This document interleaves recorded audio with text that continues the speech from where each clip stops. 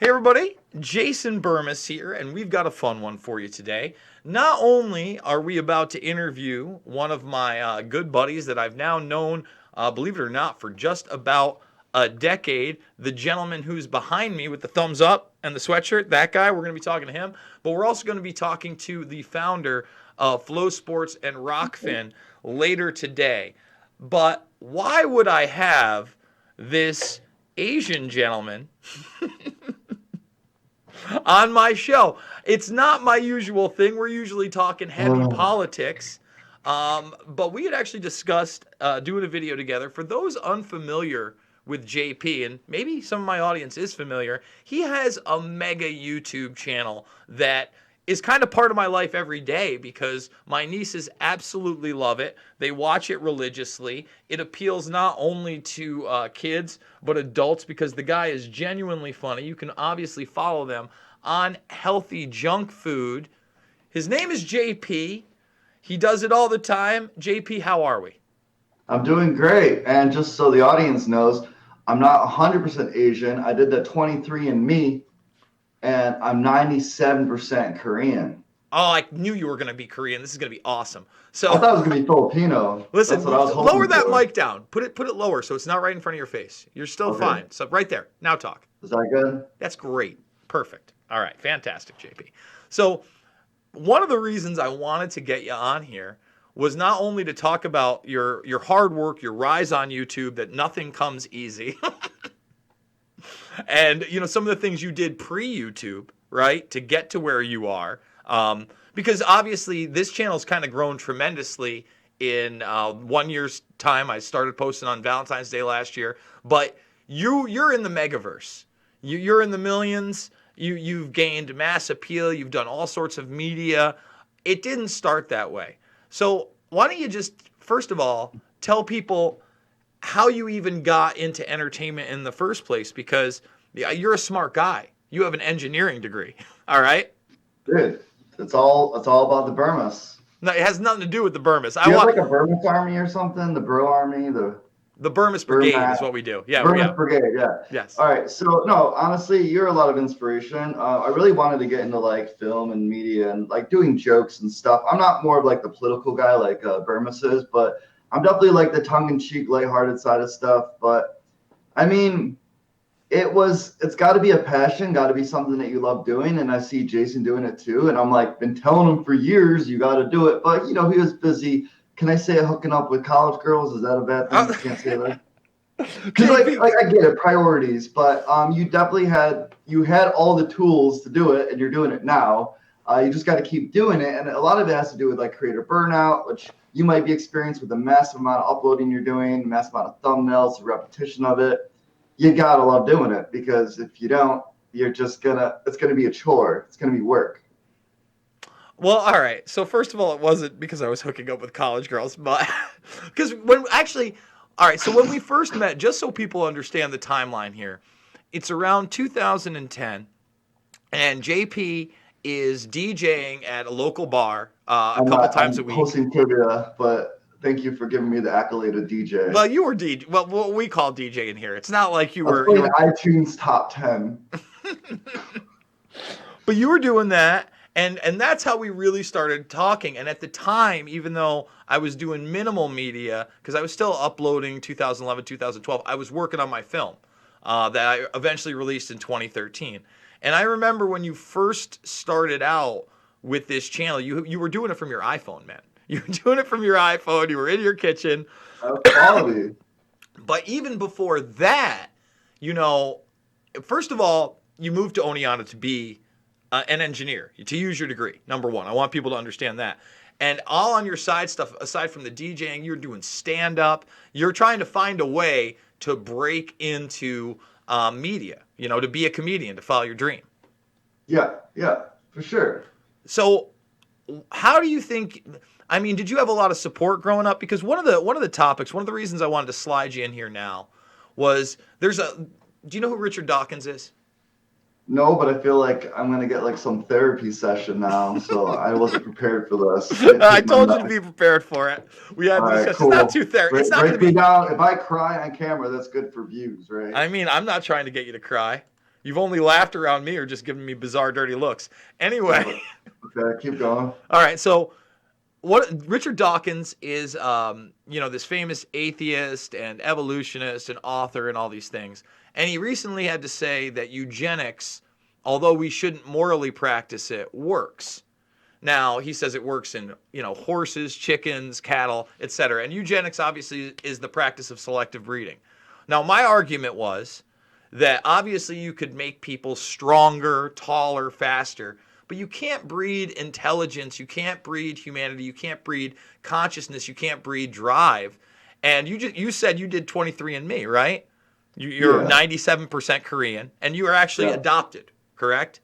Yes, I am. Yes. So I would argue it was the nurture of your upbringing. You never thought about your race or what you were supposed to do, and you followed your dream from the very beginning, and it was those that surrounded you. I mean, obviously you're an intelligent guy, but you had all the tools to succeed growing up. Am I wrong? Oh yeah, I mean, I had a great. I would say I'm very fortunate to have the childhood I had because, like, my parents, like, I guess in certain circumstances, they wanted me. They had to go through an approval process. So, and I might have taken that for granted now, looking at other people's stories because everyone has their own story. Mm-hmm. But the only thing I would say is, Mom, I love you to death and you support me to death, but I wanted to be a movie star when I was 4, and you heavily discouraged that. I'm so glad she did. Listen, man. No, that's great. I love the path I went. Well, not only the path you're on, but your mom was smart, dude. There are so many predators. And listen, I'm sure at this point, just the amount of fake people you've had to deal with to achieve 2.2 million subscribers and do all these different things, you're nauseated on some levels. Can you imagine the Hollywood cycle? You're closer to my age. You're about 35. 25 years ago and you 10 years old. I mean, it's bad enough all the kitty rape that goes on now. We're not going to go deep, but I'm just saying, like. I mean, I'd take a couple dicks for, Jesus. But listen, no, he's for real, a comedian, folks. I get that. Yeah, I'm sorry. That was sarcasm. My mom, I don't know if she was protecting me so much as a kid, because I wasn't saying like, hey, I want to be in movies now. I was saying I want to prep for that as like, an adult. But I do get your standpoint, because my cousin was a talent agent for kids, and my mom despised this man because of the exploitation. My mom's super liberal Democrat, so like her thought process is like, very traditional, more educational route and whatnot. And again, I don't regret any choices I made, as we shouldn't, but I definitely did have like a vision of where I wanted to be at a young age. I wasn't confused. I wasn't like, I don't know what I want to do. Yeah, that's all I wanted to do. But on top of that, you still went the path, got your degree, and got the 9 to 5, right? Yeah, because like you need to sustain a living. You can't just be a schlub trying to chase a pipe dream. You still got to work. So I would say this, JP, you had a family that, first of all, your biological family, you have no idea what they did, what their intelligence level, what their background is at all. But you had a family that pushed you. And not only were you intelligent, but driven. And you not only followed your dreams, but you also were able to build within that structure. I mean, I'm going to be honest with people. He didn't have a shabby job when I met him. It's not like this guy was flipping burgers. He was making a good living, good benefits. He could have done the career path where you were like 25, 30 years in and out, right? With your pension. Yeah, I mean, I wasn't happy, but I mean. And what did happiness come from? What did your happiness come from? Just making people laugh, like being the goofball, and at an engineering job that was military based and had a strict AS9100 certification. You're not really allowed to be that way. So I got in trouble a lot at work. I love the video when you go back to work and you're like, hey, and everybody's like, yeah, what the fuck are you doing here? Yeah, I wanted to see people, and then I realized no one wanted to see me. So awesome. I mean, there's like two people though that I still talk to. So, but they're JP, like peers. They're like other people that did like worked in my department and stuff. Mm-hmm. Now, as I remember it, the not that you hadn't gained a following, but the real huge big takeoff was the giant McNugget, was it not? Yeah, I mean that's the top viewed video. I'm not. Again, I But know you were big at that time, but I'm just saying that giant McNugget. I remember seeing that on like Lad Bible, and it had yeah, an that insane amount must of have been views. it. The pivotal moment, though, just because I like study analytics, the pivotal moment was Burger King Mac and Cheetos. That was our first ever viral video. Now, it's not the top one, but that was the pivotal moment of our growth because then it snowballed ever since. And then the chicken nugget just was the icing on the cake. Like, say you're about to snowball, then you're like, well, I'm going to give you a giant chicken nugget, and bam, now you're really rolling. And the momentum didn't stop for probably like 6 months. So it was a really good snowball effect. Now, I got to tell a lot of people when that happens, could happen, it could last a week, could last 2 days. For 6 months, you just got to keep riding that wave. So you just got to keep pounding out the same type of content. You got to get it out there quick, get it into their thirsty hands because they saw that, now they want more. So that's how you really do leverage that. So if anyone gets that moment, do everything you can, pull all-nighters. Like, this is your moment. God has given you your moment. Take advantage of it.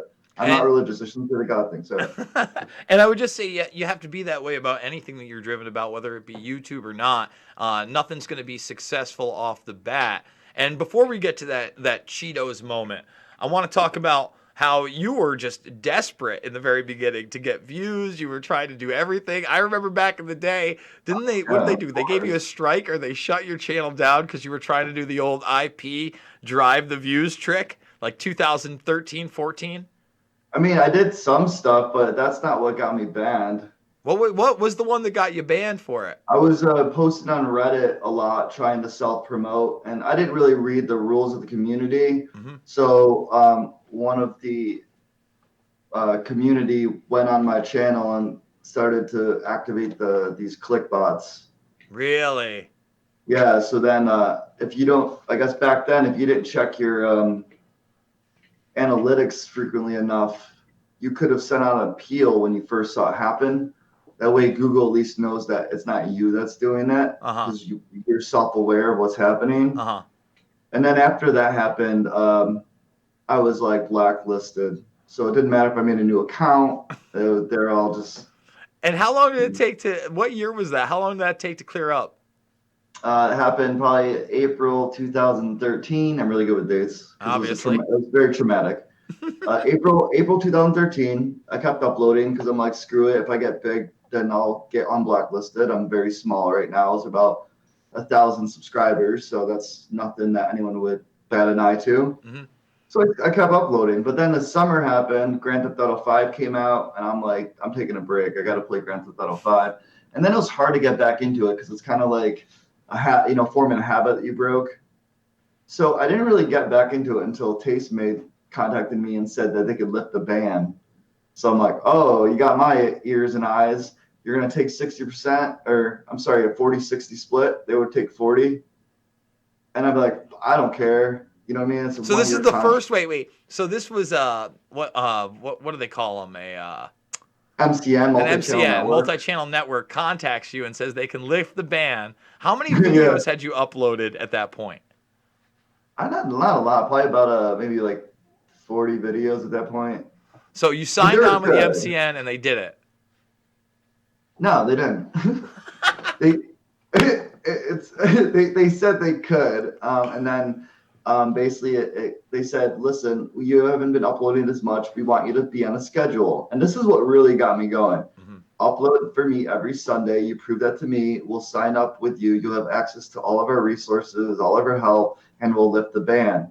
So I started uploading every Sunday, and that really helped because when you're working for yourself, you procrastinate. But if you're working for your audience and the audience expects a video Sunday, you give it to them Sunday. You do it because you don't want to let them down, because we're all fine letting ourselves down. And there's a funny moral situation about that. Like if you carpool with somebody and you got to pick that guy up, Hmm. you're there for him. But if it's you might be walking a couple minutes late to work.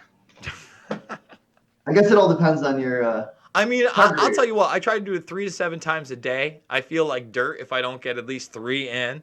At the same time, I really have to keep up my numbers because, I mean, every single video is demonetized for me. I don't have any luxury. I mean, right now, in fact, JP, let's check right now and see if my interview with you has been demonetized yet. This should be a fun little experiment. We like to do it live here. Hold on. So the algorithms kind of put you in this flagged area. Oh, I'm so flagged. I'm Johnny sucks, Flags yeah. a lot. Let's see what we got. We'll go to videos. How do you get out of that? You need consistent, family-friendly like content or something? It's tough because we'll go to my stuff in a second. But yes, we've been demonetized. I'm sorry, but my screen, maybe it's my internet, but I can't see anything. You can't see me, huh? But I'm requesting. I mean, you're just like a Asian porno. That's weird. I just see pixelation. So everywhere. yeah, no, I mean right now, okay, so now I've requested that one. So 1, 2, 3, 4 still under review. The last 4 are now under review. And then the 3 before that have all been confirmed by manual review. My MMA podcast did okay. And my peach farmer story. And my Dawkins eugenics story. So we should be okay. I mean, that's the only thing we really talked about with Richard Dawkins. I think you're showing a positive trend of monetization again. Hopefully we can continue this. I doubt it. I doubt it. For those that don't know, I also guest star in some of these videos from back in the day. So let's talk, because I remember your 10,000 sub moment where you took a large sub out of your Johnson. And how far was it from the 10,000 subscribers to your Cheeto video? Oh, long time. I mean, probably 2014 to 2016, so another 2 years. So another 2 years. And yeah, we were a slow grind. Yeah. So what was the moment that you said, you know what, I'm quitting my job? I didn't want to quit. I told them I'd like to. At this point, I'm at about 120,000 subscribers, and the office, the chatter is going. You know, like JP just hit 100,000. There's like he's got some silver play button thing. I don't know what they thought, but they just knew that I was spending too much time on the channel than working. My job was very low maintenance. I was able to have it self-run itself, which I think is ideal. You know, you're making money without having to really do anything. So I spent a lot of my time like editing, writing scripts, doing Photoshop. All this was really done at my job. And I told them, I said, listen, I shouldn't be doing this. Let me propose part-time. You don't got to pay me benefits. Mm-hmm. You don't I'll still get the job done. But they're kind of like bitter, I think, at that point, and didn't think as a business standpoint, that's a very smart decision to keep them. So yeah, because you could leave it any second and no one's trained. Yeah, so they said 40 hours or you're done, like 40 hours or no hours, which means full-time or nothing. I even said salary exemption position, you know, just all this stuff. I gave a really solid choice. And I didn't want to, you know, back down. I didn't want to bluff because at that point I was kind of all in. It's like an all or nothing thing. Mm-hmm. It was a very nerve-wracking moment. So I kind of looked at the VP in the eyes and I said, I don't want to do this, but I have to quit then. Scary as hell, because we were only really making money off of some sponsorship that Julia was getting in, and our views were very, very low that nobody could live off of that. So we weren't ready. Yeah, and the thing is that AdSense is funny. You know, I do okay on AdSense because a lot of my videos are longer. I'm pumping out a ton of content. The stuff that does get monetized and even gets, 30,000 views can bring in decent money. But how often do I hit 30,000 views? I'm not talking about entertainment. Well, if I can produce 7 videos a day, I'll probably hit 20 to 30,000 views for the day. So, that's how I do it. Of course, I have the GoFundMe, and now I'm doing Rockfin, which is really cool as well. What do you think? Rockfin? All right, so I'll tell you right now what Rockfin is, because I'm going to have the founder of that. This is a guy that created Flow Sports, which is a subscription-based network for MMA, Brazilian Jiu-Jitsu, but mostly wrestling. And he got a huge subscriber base. They were out of Austin, Texas. So he built this network based around those 3 things and then free thinking media, where for $9.99 a month, it's like a Netflix for creators. Now, cool. I can put stuff behind a paywall, and it's premium, but I could also post so you don't have to sign up for the $9.99 a month and get that content.